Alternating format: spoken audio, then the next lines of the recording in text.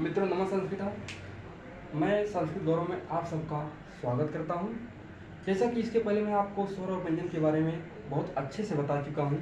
आशा करता हूं आप लोग को इसके पहले वाला वीडियो जो है वो बहुत अच्छे से समझ में आया होगा। आज हम आप लोग को माहेश्वर सूत्र के बारे में बताने जा रहा हूँ। माहेश्वर सूत्र जो है महर्षि पाणिनि जी ने संस्कृत व्याकरण बनाने के लिए उन्होंने शिव जी को घोर तपस्या किया। शिव जी को प्रसन्न करने के लिए क्या किया? घोर तपस्या किया। जब शिव जी प्रसन्नचित हुए तो उन्होंने अपने प्रसन्नचित होकर के अपने डमरू को क्या किया था?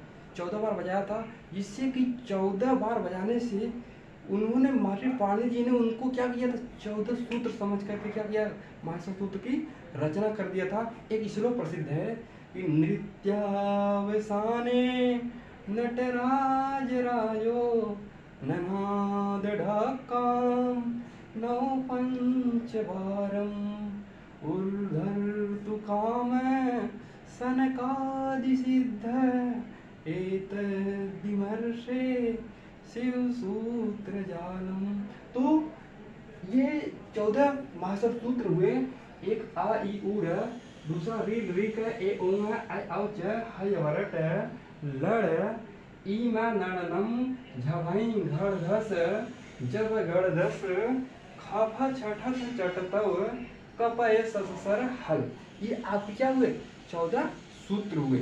इनको हम कई नामों से क्या करते हैं जानते हैं? परीक्षा में पूछ लेता है कि माहेश्वर सूत्र को किन किन नामों से जाना जाता है। नंबर 1 होता है माहेश्वर सूत्र को हम शिव सूत्र के नाम से जानते हैं। क्यों? क्योंकि माहेश्वर सूत्र जो है शिव जी के डमरू से निकला है। शिव जी जब प्रसन्न हुए थे, जो अपने डमरू को बजाए थे, तो 14 बार डमरू बजाए थे तो 14 सूत्र निकला था। मतलब कि महर्षि पाणिनि जी उनको 14 सूत्र मानकर क्या किए थे? रचना कर दिए थे, जिसको हम शिव सूत्र के नाम से भी जानते हैं। तो दूसरा बात है कि माहेश्वर सूत्रों का प्रयोग प्रत्याहार बनाने में किया जाता है, इसलिए इनको हम प्रत्याहार सूत्र के नाम से भी क्या करते हैं? जानते हैं। ध्यान दीजिएगा। और एक चीज, संपूर्ण वर्ण माला क्रम आ जाने के कारण इनको हम वर्ण समाम्नाय सूत्र के नाम से भी जानते हैं। और माहेश्वर सूत्र के नाम तो आप लोग जान ही रहे हैं। कोई दिक्कत? चलते हैं आगे। पूछ लेता है कभी कभी कि माहेश्वर सूत्रों में क्या है? जो अंतिम वर्ण हैं, देखिएगा, ध्यान दीजिएगा, ये अंतिम वर्ण जो हैं इन सब की क्या होती है? इत संज्ञा होती है। इन सब की क्या होती है? अंतिम वर्णों की क्या होती है? इत संज्ञा होती है। किस सूत्र से? एक सूत्र होता है एसाम अंत्या इत। तो हम लिख देते हैं, देख लीजिएगा, एसाम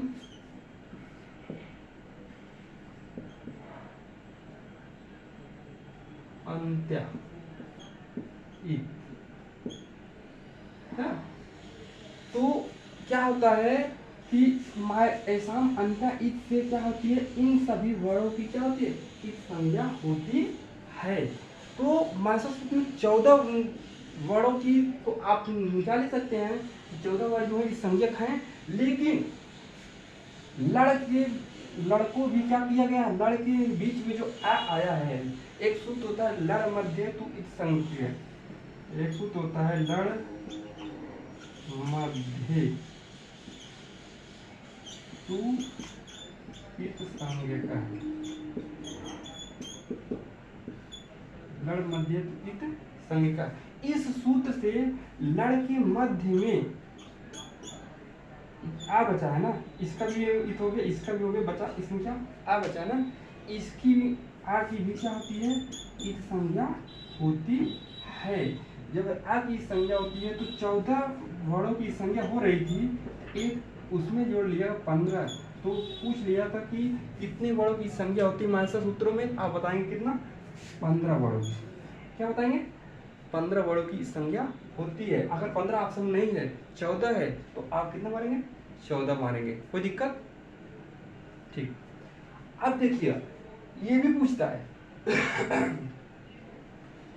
एक जान लीजिए, माहेश्वर सूत्रों के संदर्भ में एक महत्वपूर्ण तथ्य माहेश्वर सूत्र याद करने में आपको जरा सी भी कठिनाई नहीं होगा। आप 2-3-4 बार आप क्या करेंगे, इसको बोलेंगे, वो आपको अवश्य याद हो गया। पहला एक महत्वपूर्ण तथ्य यह है कि सबसे पहले माहेश्वर सूत्र में जो है स्वर वर्ण आए हैं।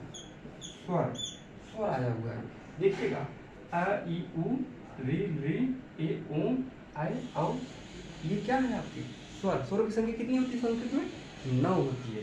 तो सबसे पहले आपके क्या है, स्वर वर्ण आए, यहाँ से लेकर कहाँ तक, यहाँ तक, आ ई उ से लेकर ए औच तक। कितने माहेश्वर सूत्रों में स्वर आए हैं? 4 माहेश्वर सूत्रों में। कितने आए हैं? 4 माहेश्वर सूत्रों के अंतर्गत सभी स्वर वर्ण आ चुके हैं। अब इसके बाद आपके अंतस्थ वर्ण आते हैं। क्या आते हैं? अंतस्थ वर्ण। जड़ प्रत्याहार नाम सुना होगा, अभी बताएंगे प्रत्याहार कैसे बनाया जाता है, जान लीजिए। अंतस्थ वर्ण जो होते हैं य व र ल, जिसको हम अर्ध स्वर के नाम से भी क्या करते हैं, जानते हैं। इसके बाद अर्ध अंतस्थ वर्ण आए हैं, देखिए य व र ल, ये आपके क्या अंतस्थ वर्ण आ चुके हैं। कोई दिक्कत? अब देखिएगा, अब ये अंतस्थ वर्ण के बाद आपको क्या मिलता है? अंतस्थ वर्णों के बाद आपको प्रत्येक वर्ग का 5वां अक्षर मिलता है। प्रत्येक वर्ग का 5वां अक्षर। कितने वर्ग होते हैं अस्वर व्यंजन में? 5 वर्ग हैं। अस्वर व्यंजन कितने हैं? 5 ना। कस लेकर मत, कादियो मा अवसाना स्पर्श। तो अब देखिए अंतिम 5वां अक्षर की बात हो रही है। देखिए ई म न ड़ न, ये आए। इसके बाद क्या आएगा? 5वां अक्षर आएगा। 5वां अक्षर, 5वें अक्षर के बाद एक कम करिएगा, चौथा आएगा। देखिएगा मैं बता रहा हूँ, चौथा अक्षर कहाँ? देखिए झ भ घ ढ़ ध, ये आपका क्या हुआ? चौथा अक्षर है। चौथे के बाद आप कहीं कम करो, तीसरा आ गया। तीसरा क्या है? ज ब ग ड़ द, ये आपका क्या आ गया? तीसरा अक्षर आ गया। अब तीसरे के बाद एक कम करो, क्या आएगा? दूसरे में क्या हो गया? दूसरे में आपका ये आ गया ख फ छ ठ थ, ये आपका क्या? दूसरा आ गया ना। अब दूसरे के बाद बचता क्या है? पहला बचता है भाई। पहला बचा तो आ ज ट त क प, आपका पहला हुआ। सबसे अंतिम में आपके क्या आता है? ऊष् व्यंजन आता है, स ख स ह। माहेश्वर सूत्रों के सबसे प्रारंभ में स्वर वर्ण आए हुए हैं, सबसे अंतिम में ऊष् व्यंजन आए हुए हैं। कोई दिक्कत? ठीक, बहुत अच्छे समझ आ रहा है ना। ध्यान दीजिए, बहुत आसान है। अगर आपको माहेश्वर सूत्र आ गया ना तो समझ लो कि आप प्रत्याहार भी कर ले जाएंगे और इससे बनने वाले प्रश्न भी कर ले जाएंगे, जो कि आपको संधि में भी बहुत उपयोगी होंगे। ध्यान दीजिएगा, और अवश्य आप 2-4 बार माहेश्वर सूत्रों का वाचन करिएगा। जितनी बार आप वाचन करेंगे उतनी ही आपको आएगा। एक बराबर जैसे कि मंत्र की तरह इसका क्या करो, उच्चारण करते रहो, जिससे कि आपको कभी कभी रात में स्वप्न में भी नहीं आएगा, डर भी नहीं लगेगा। इसके लिए भी आप अगर कभी आप डर लगता है तो आप इसका वाचन कर सकते हैं। तो जितने भी आपको भूत प्रेत ये सब मिलते हैं ना, सब क्या होंगे? शिव सूत्र के से भाग जाएंगे। समझ में आया? अब देखिए आगे हम चलते हैं तो पूछ लेता है कितने वर्ण जो हैं माहेश्वर सूत्रों में। एक चीज पहले बता रहा हूँ, हलंतम, जितने भी हलंत होते हैं ना, ये हलंत वर्ण, इनकी भी क्या होती है? इस संज्ञा में बताया था ना, हलंत वर्ण की क्या होती है? इस संज्ञा की किससे ऐसा मानते हैं ना, हलंत वर्ण की क्या होती है? इस संज्ञा होती है जो अंत में आए हुए हैं ना। अब देखिए, कभी कोई ये भी पूछता कितने वर्ण माहेश्वर सूत्रों में 2 बार आए? कौन कौन से वर्ण माहेश्वर सूत्र में क्या किए? 2 बार आए हुए हैं। देखिएगा कितने आए, कौन कौन आया है? एक आपका है यहाँ मिल रहा है ना, एक आपको यहाँ मिल रहा है। मतलब कि माहेश्वर सूत्र में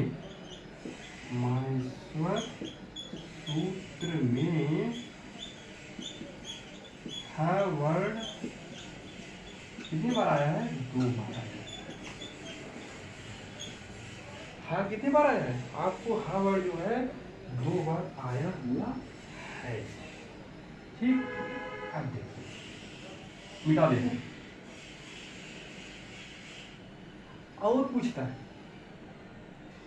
अंतिम इत संज्ञक कितने वर्णों का 2 बार हुआ है? किस वर्ण की इत संज्ञक 2 बार हुई है? देखिए, किस वर्ण की 2 बार संज्ञा हुई है? देखते हैं। इसमें ड है और कहीं कुछ मिल रहा है।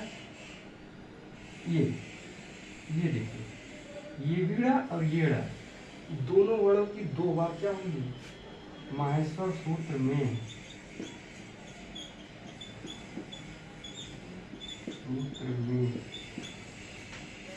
वर्ण की 2 बार संज्ञा हुई है। कितनी बार हुई है? 2 बार की संज्ञा हुई है। कोई दिक्कत? समझ में आ रहा है बढ़िया से? ठीक, इसको आप ध्यान से 1 बार 2 बार अवश्य पढ़िए, आपको 100% आ जाए। और इससे मेरी गारंटी है कि आपको परीक्षा में 2 से 3-4 प्रश्न अवश्य पूछे जाएंगे। और इसी से शुरुआत से ही वर्णमाला क्रम से क्या होते हैं? प्रश्न बनते हैं। अभी तक मैं जितना पढ़ाया हूँ ना, आप मान के लिए आप 10-12 क्वेश्चन करने लायक हो गए संस्कृत में। यूपी टेट में आप 10 क्वेश्चन पढ़ चुके हैं। 10 क्वेश्चन आप अगर अच्छे से पढ़े होंगे, 10 प्रश्न आपका कहीं जाने वाला नहीं है।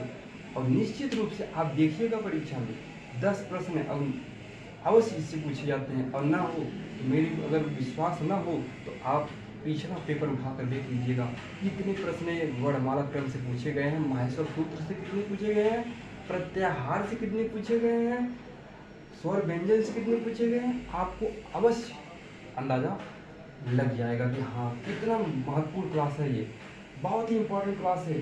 देखना ना भूले इसको, 2 बार देखिए, 3 बार देखिए, जब तक न आए तब तक आप इसको क्या करते हो, देखो और अवश्य है। और अगर तब भी नहीं आता है तो आप कमेंट के माध्यम से प्रश्न को पूछ सकते हैं। हाँ, इतने मेहनत गर्मी में कर रहा हूँ आप लोगों के बीच में, तो आप लोगों को आगे ले जाने के लिए। देखिए पसीना टपक रहा है, तो अवश्य हमारे चैनल को सब्सक्राइब करिएगा, मित्रों के पास शेयर करिए और बेल आइकन दबाना न भूलें, जिससे कि हम रोज़ आप लोगों के लिए एक नया टॉपिक पर एक अच्छा वीडियो आपको प्रोवाइड कर सकूं। मित्रों धन्यवाद, आज के लिए बस इतना ही। नमस्कार।